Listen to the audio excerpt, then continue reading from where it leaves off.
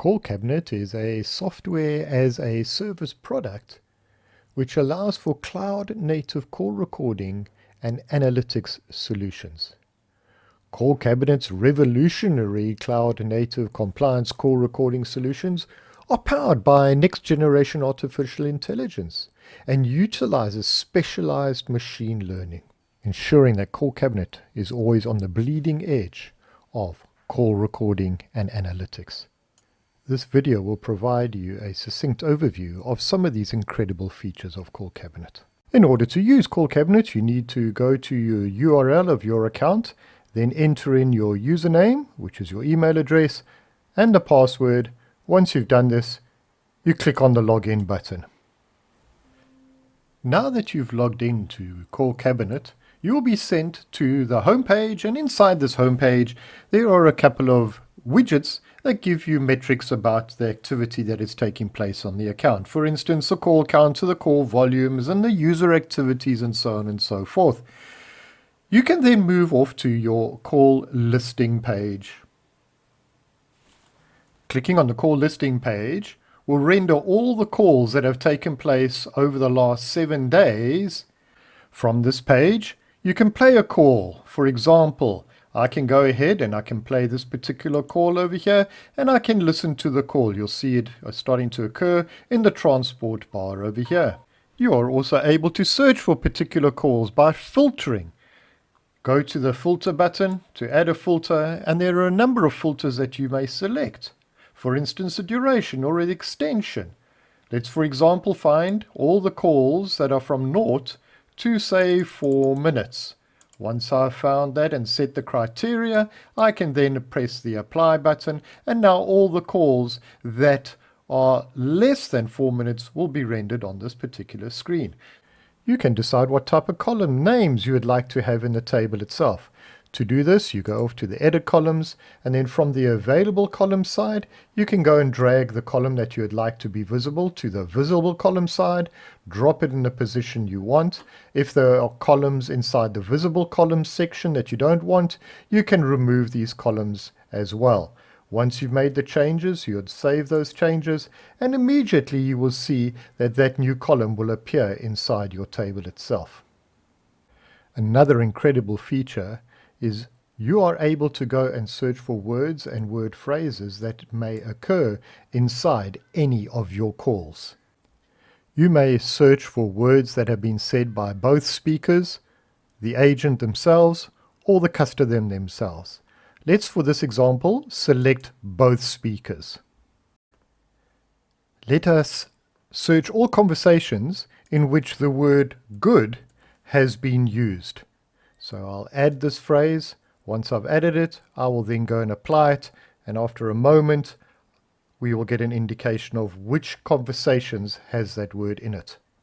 And here we are. Here are the conversations that have the word good in it. And if there's more lines in which this word has been used, there's a scroll bar in which we can go and look at those particular phrases. So as you can see, we can see that these conversations had the word good in it. We can also say, can you please give me all the conversations that have the word good in it or the word by in it. So let's enter the word by, let's add that, let's change it from an and to an or, let's apply the filter, and after a few moments we will see this new combination take effect. So all the conversations in which the word good and by appear are shown, as well as their phrases. So this particular conversation had the word good in it. As we move down, notice here this particular conversation had the word good as well as the word by in it. So you can reset everything by going and clicking on the clear search. From the call listing page, you're also able to view the sentiment of each call, whether the sentiment is improving, whether sentiment is getting worse, or whether sentiment is really poor. You are also able to determine whether a call had automatic quality assurance applied to it, or whether the call had only manual quality assurance applied to it, or whether the call had both applied to it. It is possible to view far more details about each call by going into what we call the call details page by pressing on the View Calls button. Once you enter into this page, you will notice that there is a plethora of information. Not only can you play this call, you can add notes to this call, you can add tags to the call, you can place legal holds on the call, you can download the calls, you can email the calls, you can share the calls, you can actually see when the call plays, the video that has taken place during that particular conversation. You are also able to look at a whole lot of analytics associated with this particular call. For example, you can look at the call sentiment of the call, how the sentiment of the call changed during the duration of the call. You can look at the cadence of this particular call itself. In other words, how many words per minute were used at particular points within the call. There is an interaction word cloud which can be rendered, in which most important words will be shown in this cloud, and there is another graph showing you when the most silence took place within this particular conversation. Not only are call metrics provided about this call itself, but there is also a complete interaction journey in terms of a transcript. When automatic quality assurance takes place, a number of scorecards are read, and inside those scorecards is a section called topics, and any of those topics that are in those scorecards and are detected within a conversation, you can highlight within the transcript itself. And as you move over any of the highlighted topics, a pop-up will appear telling you the actual topic that was detected. Not only are topics shown inside the transcript, but you are also able to show any intents, i.e. any actions that need to take place in the conversation. Another aspect that you can look at of this particular conversation is the quality assurance. So we go to the quality assurance tag, we click on the quality assurance, and we will immediately see any of the quality assurance evaluations that have taken place. Some of these might be manual and some of them will be automatic. You can go and view these evaluations by clicking on the ISIS-I, which will render a report. You are able to override any automatic quality assurance that took place by clicking on the actual report pencil, and then the scorecard will pop up and you may now go and manually evaluate that score if you're not happy with the automated process. It is possible to get CallCabinet's AI engine to generate a summary of this call. To view this AI generated summary, click on the drop down of the card and you will see the summary of the call being rendered on your particular screen. Earlier we spoke about creating scorecards, so let's have a quick look at creating these scorecards. Go to your menu panel and go all the way down to the bottom where you see a clipboard and says QA scorecards. Click on that icon. After a few moments, a table is rendered. From this view, you will see all the scorecards that are created for manual quality assurance and all the scorecards that are created for automatic quality assurance. To create a scorecard is really simple. Let's show you how to do this by creating a manual scorecard. Go ahead and click on the Create New Evaluation Form button. A graphic scorecard editor view is rendered. By default, manual scorecard editing is enabled. To start creating questions, let's now press on the Add Question button and you'll see a question dialog appears. There are a number of fields that you can enter in information. You can enter in the question, a hint for that question, as well as a section. Once you enter the section name in, then you'll be able to provide the answers. Go ahead and type in the question. Once you've typed in the question, you can provide a hint for that question. And then if there is some sections that are enabled already, then you're able to select from a drop-down, or you can create your own section name here. Let's just create our own one called Greet and enter it. We now need to provide the answers to this question. So for the first possible answer, if they did use a corporate greeting, yes they did, we'll give them 100 marks. If they did not use the corporate greeting, then we will give them 0 marks. So that is our first question complete. Let us go ahead and create another question by clicking on the Add Question. Once again, start entering in all the pertinent information. Now that we've finished the second question, let's go and create a third question. Now that one done, I'm going to create one more question. For this question, I'm going to provide a different flow if the answer is negative.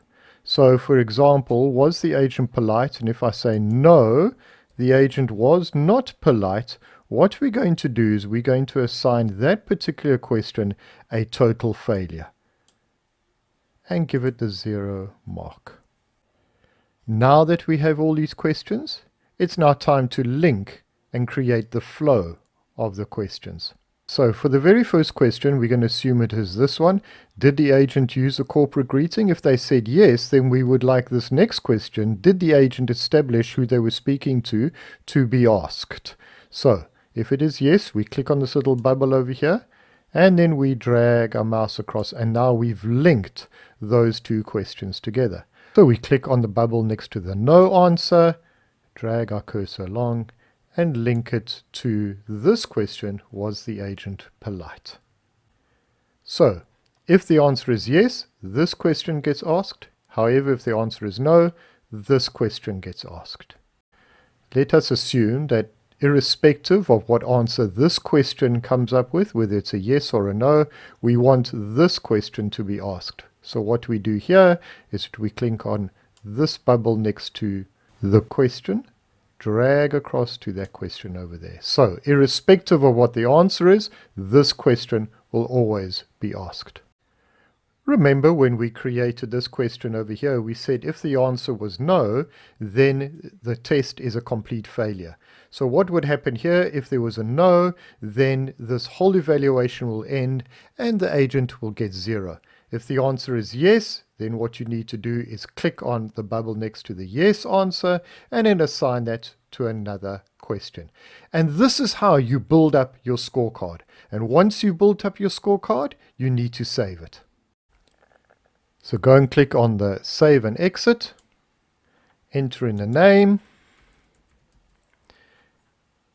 enter in the pass mark, 80%, and if you want to enter in any description, you can do that. Once done, save it.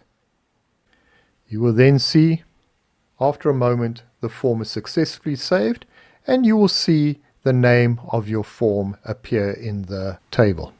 Now to make use of this manual QA, you'll go ahead and click on your call listing icon, and after a moment all your calls will be listed. Go and select on a particular call that you want to do QA on, go to the Begin Quality Assurance section, click on that particular card, then go to the Available Evaluation Form section, and you are now able to go and select your particular scorecard you've just created, and as soon as you select it, here it appears inside the evaluation section, and you can now go ahead and start performing evaluations upon this particular agent. Back in the QA scorecard section, you're able to create a new evaluation form which is automatic too. And the process is virtually the same as what we did when we created a manual evaluation form. In this case, what you need to do is select Automatic Scorecard. Once you do this, then you can start adding items to the scorecard. And on the right hand side, you can select the type. You'll notice that there are 3 different types that you can select. Remember when we did the manual, you could only create a question. But now what you're able to do is you're able to not only create a question, but you're able to create a filter and a topic. In creating a filter, this will evaluate certain aspects of that conversation, and depending on a metric, it will then go and change the path of flow. Give it a description. Once you've done that, go and select a filter type. Let's go and select a filter. Let's say audio duration in seconds.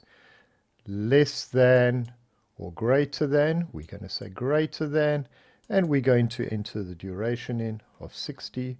And when we save that, you will now see that this filter appears. So what is going to happen is only the questions that appear after this filter will be used in the evaluation should this filter criteria be matched. So for example, let me now go and add a question. Add an item, add a QA question, and I'm going to add in all the pertinent information. Once you've entered in most of the pertinent information, there's another section underneath the automatic scorecard that you need to complete, and that is the word phrases. So you need to type in all the word phrases that will be used to evaluate this particular question and then give a positive or negative answer. In other words, if any of these word phrases are matched in the particular conversation, then their answer would be yes. They have achieved what you are asking in this question. However, if none of the word phrases are detected, then the answer would be no. So you would go ahead and type in any of the word phrases into this particular section. And you would add it. And you need to go ahead and start typing lots and lots and lots of word phrases into here. The more and the more accurate you type in these word phrases, the better your results would be. Once you've done all that, you need to save it. And you're now able to go and link the question to the filter in exactly the same way as we did earlier.